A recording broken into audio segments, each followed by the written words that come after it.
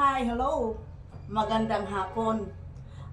Ngayon, i-ready na naman natin. Hihiwain na naman natin ang mga gulay. Sitaw, hihiwain na natin para bukas madali na lang lutuin. At mayroon pa ditong kalabasa na hihiwain natin. Ayan, ang laki-laki ng kalabasa na hihiwain natin. So bukas guys, para pagdating ko, hindi na ako gaanong magmamadali. Madali na lang lutuin kasi ready na nakahiwa ang mga gulay. So mag-uumpisa na tayo. Diyan lang kayo. Huwag kayong maalis. Tuloy-tuloy lang ang panonood ninyo hanggang sa matapos ito. Dahil ito yung gagawin natin, babalatan at hihiwain ang kalabasa. O,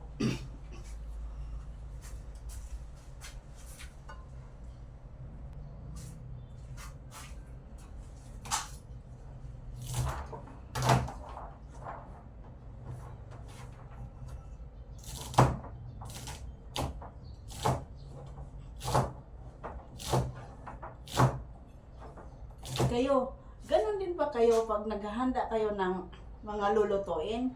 Hinihiwa nyo ba muna para pag lulutuin na ay ready na ito? Tulad sa akin, bukas ko pa lulutuin, ngayon pa lang nire-ready ko na para bukas hindi ako gagahulin ng oras.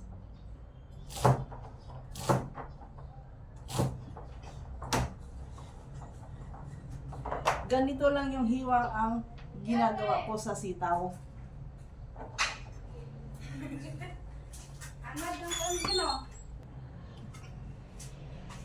Nakikita ninyo na napakaganda ng kalabasa natin.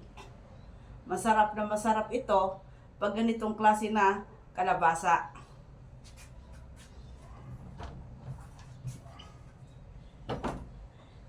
Yung iba, nabalatan ko na. Ayan, nabalatan ko na yung iba, hihiwain ko na.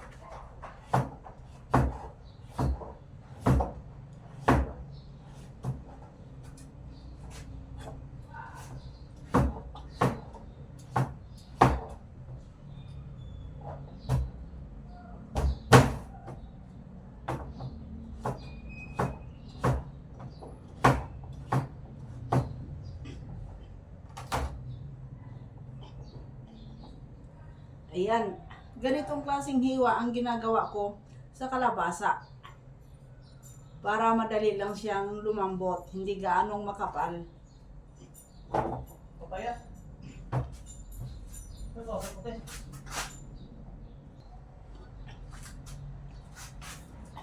Nakikita nyo yung sitaw. Ganito lang ka, ikli ang ginagawa kong hiwa ng sitaw. Dahil maganda tingnan pag hindi gaanong mahaba at hindi rin gaanong maikli. Yung katamtaman lang ang haba niya.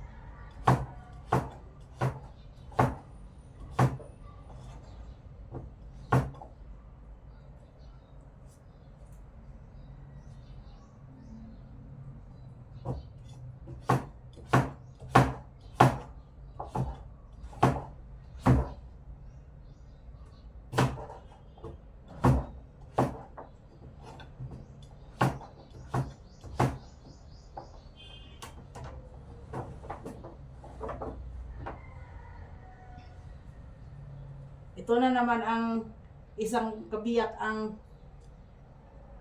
babalatan natin at hihiwain.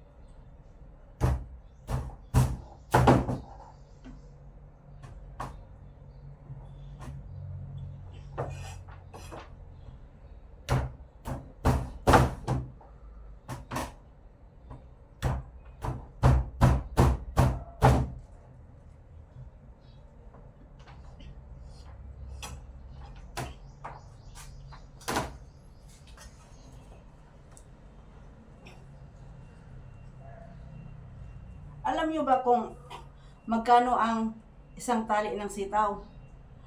Bawat isang tali, 10 piso.